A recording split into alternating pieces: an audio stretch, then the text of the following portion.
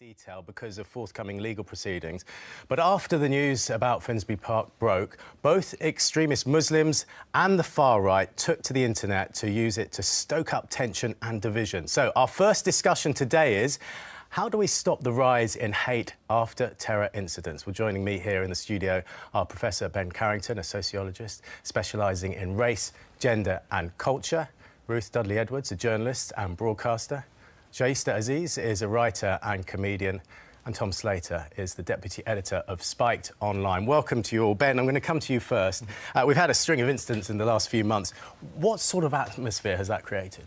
I think it's a very fragile atmosphere. I mean, it's an atmosphere in which people are frightened and scared, understandably so.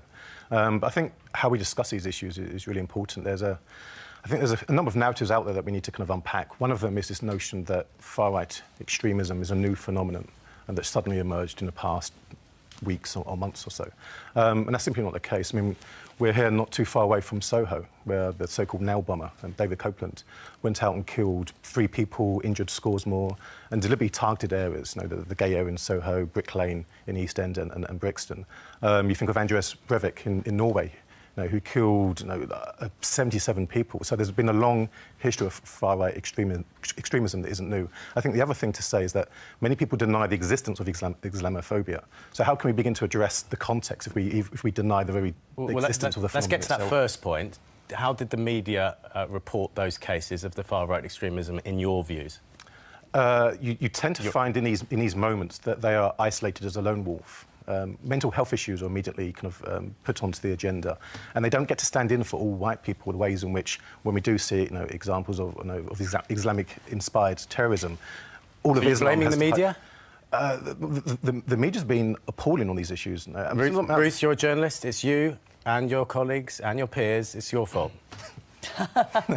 Fortunately, I'm not a newspaper editor, so I don't take the rap on any of it. Would you blame the media? I would always blame the media, actually, for concurring in covering up discussion. I mean, I think that's been one of the great problems we've had for the last couple of decades. We have not been honest in conversation.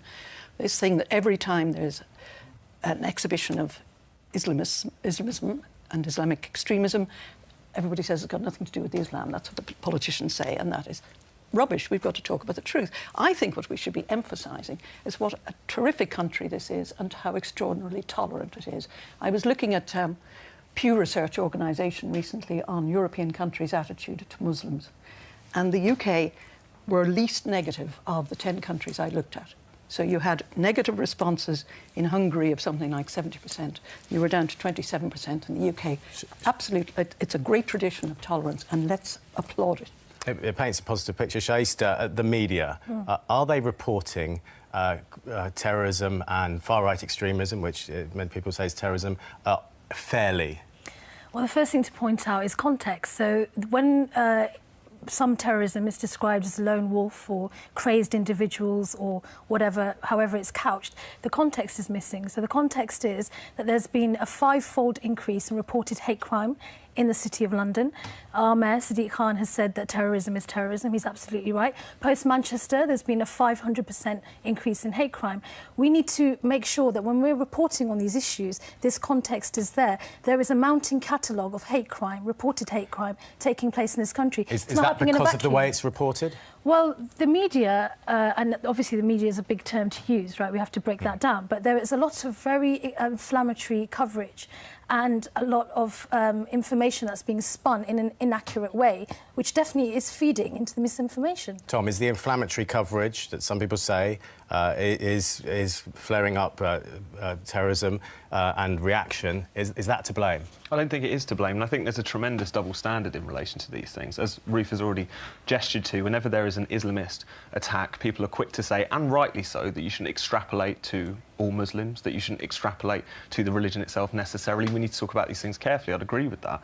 And yet, as soon as there's something which at least appears to be a far-right extremist attack, instantly you don't just hear discussion about extremist publications. You hear discussion about the Daily Mail, about The Sun. You see cartoons in broadsheet newspapers showing the van that was used in this attack with the Daily Mail and The Sun masthead plastered on the side of it. And I think what we're seeing in relation to this is the far-right threat is being defined down in many respects. And at the same time, what I think it expresses is is a contempt for white working class people who are seen as a kind of pogrom in waiting, and all they need to see is one Katie Hopkins column to hop into. I think that's deeply disturbing. Ben, your response to that? I'd agree that we need to kind of disaggregate when we use the term the media. It's too broad. But it's ludicrous to pretend that the Mail and the Sun are the defenders of the white working class. If anyone's done more to denigrate the white working class, it's actually those publications. I'm not suggesting they're and actually, part of the problem is precisely the slippage between the right and the far right. I actually don't think these are far right extremists. If you look at their views, they would say Islam doesn't belong in Europe. The problem is caused by migration. The problem is multiculturalism. Positions that are widespread on the Daily Mail, in the Sun, on Spikes magazine. It's actually the right and the far right have actually blurred, and that's actually part of the problem right now. So the gap between Spikes magazine and many other publications is actually slipping quite closer to the far right. Well, that's a ludicrous accusation. First of all, Spikes is a progressive humanist magazine. We're not right-wing hate peddlers by any stretch of the imagination. You can tell that we don't have a particularly pronounced problem with far-right extremism in this country, to the point in which when people are trying to talk up the threat of it, they have to define everything down. You've heard over the past week, you heard people like Douglas Murray, someone who I disagree with on many counts, but nevertheless being referred to in the same breath as Anjem Choudhury. As far as I can tell, Douglas Murray has not been criminalised for expressing support for terrorist groups. This kind of slippage, to me, demonstrates one of the things that we can take some heart from, which is the story of far-right extremism in this country over the past 30, 40 years is one of terminal decline. That's not true. It is true. If you think about, if you're going from the 1970s NF types to the BNP, all these things have collapsed. In the main, what we've got left is very sad protest groups like the EDO in central London yesterday, who could barely get 50 people to a national So what about the demonstration. hate crime that Shaista talks about? There is much evidence that shows that far-right extremists are using the internet in a similar way to Islamist extremists. They are gathering online. They are connecting with other groups in Europe. This is not true to say that the threat is going down. It's actually going up. If you look at what the security minister said in relation to the attack on Finsbury Park, he actually said that the government is aware of far-right groups operating. You know, we cannot deny that this is happening, and we cannot say that it's going down. It's not going down. OK, we'll get your response in a minute, Tom. Divided opinion here. Emma, what have you got for us? Well, I'm joined now by Fayez Mughal from Tal Mama, an organisation which monitors incidents of hate crimes against Muslims. Good morning to you, Fayez. Good morning. Have you got evidence that hate crimes against Muslims have gone up? Well, what we have is evidence that there are large spikes and peaks when there are major national and international incidences. The baseline certainly is rising, but there's very large spikes and troughs are there predominantly after major Islamist terrorist attacks. So the numbers are up. I mean, where are they up to at the moment, and who perpetrates these crimes against Muslims? Well, most of the hate incidences, we've got to make a clear distinction. There are hate crimes and hate incidences, and people can report in if they are targeted because of a characteristic of theirs. Most of them are, we would call, sadly, opportunistic. People see somebody who's visibly from the Muslim community and say something. Some vast majority of these incidences would be general abuse, and thankfully the number of assaults is small. So we'd see these large numbers of incidences straight after major national incidences, major terrorist attacks in our country. So are they up at the moment? They are up at the moment. After Manchester, they were very high. We reported over 530% increase 7 days before versus 7 days after. After London Bridge, again, they went up. There was a spike there.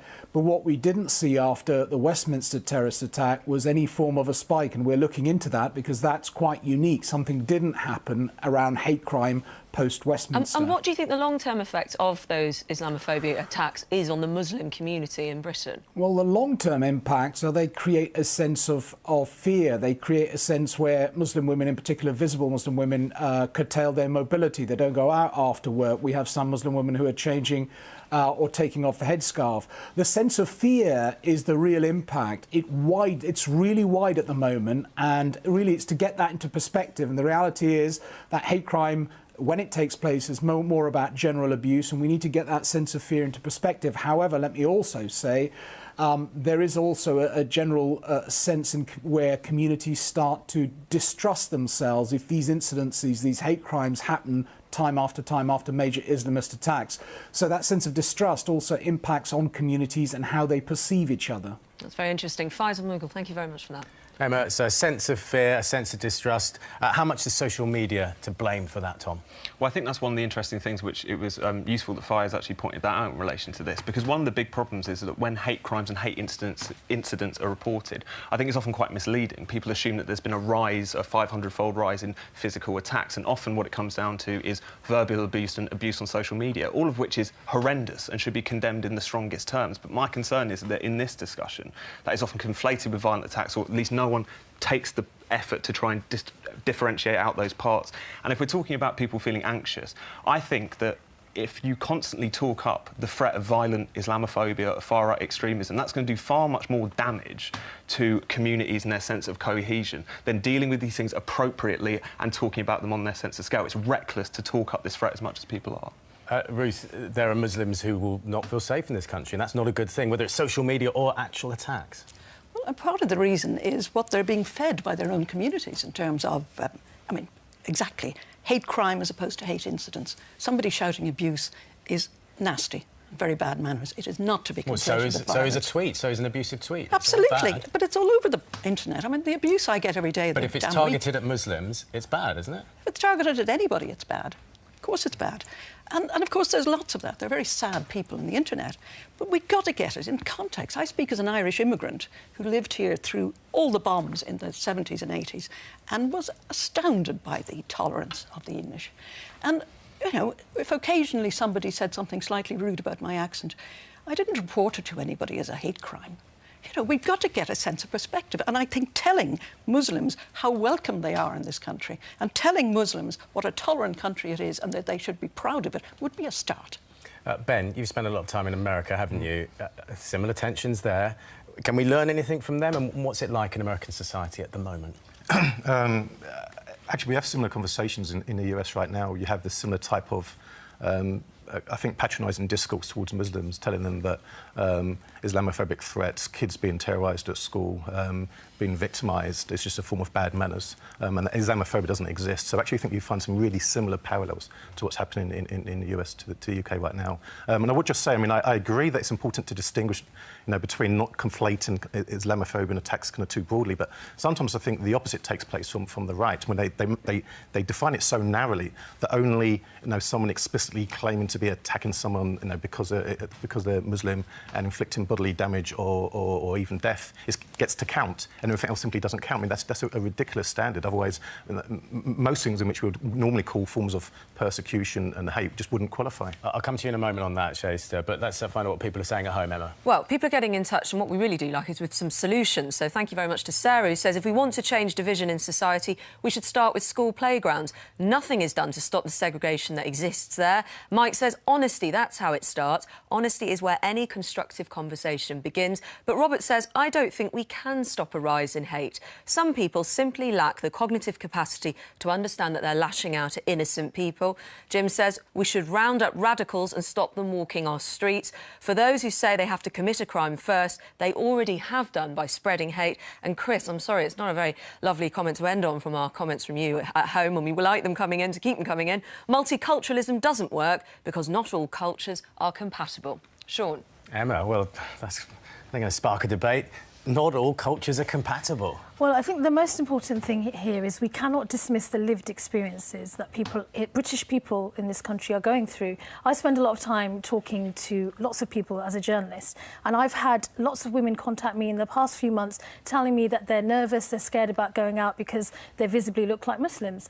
I think this is a disgrace, and I think to say if anyone's suggesting that it's not happening or it's not happening in the way that the police, the figures show, then that's simply not true. So what is sparking that fear? Is it social media? Is it reading the papers? No, or is it actual attacks? It's lived experiences. That's what's sparking it. I mean, I myself was subjected to a hate crime last week.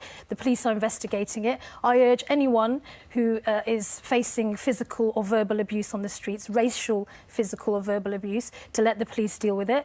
In the past 2 years, I've been to the police twice. This isn't a figment of my imagination. I had an individual try and punch me in the face. A man first abused me racially, and then he tried to punch me in the face in my own home city. This has never happened to me before. And something is going on here. While I absolutely agree and accept that we shouldn't talk things up to make people anxious and nervous, the other thing that we shouldn't be doing is pretending this is not happening. There is context behind everything. How can we heal the divide in society, Tom? I think we need to stop treating the public like idiots. I think that's one of the most things that's been so striking about all of this. In a situation where, in about the past 2 years, about 36 people have been killed in terror attacks. Now, excluding the case that we can't talk about, one of those was by a far-right extremist. I think a lot of people in the British public are bemused that we even seem to keep having this discussion about far-right extremism in the context of what's happening, because I think it is driven by, first of all, an assumption that Muslim communities are unable to talk about this, despite the fact that we all know that this is a very small problem within that community.